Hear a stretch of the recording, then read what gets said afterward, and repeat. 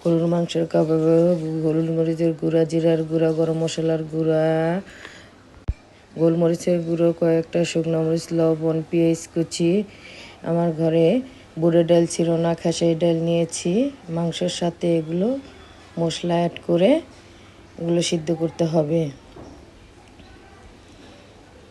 সিদ্ধ হয়ে গেছে, পানিগুলো ভালো মতো শুকিয়ে নিতে হবে, ভাজা ভাজা করে নিতে হবে।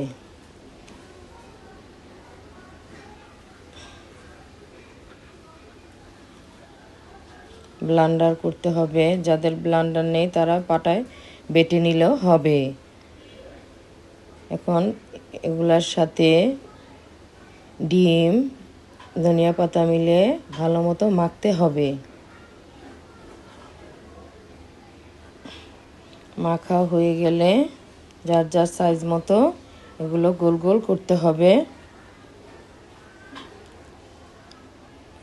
তো সবগুলো গোল গোল হয়ে গেছে। এখন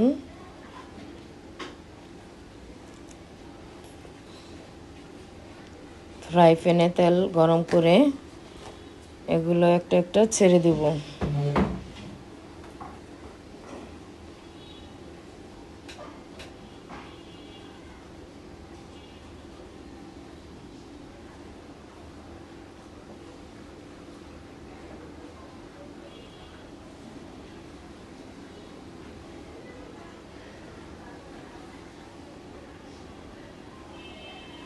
এই তো উল্টে দিচ্ছি, দেখেন কালারটা খুব সুন্দর এসেছে।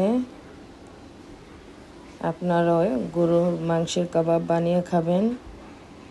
কাবাবটা খুব মজাদার একটা খাবার, দেখতেও খুব সুন্দর লাগছে।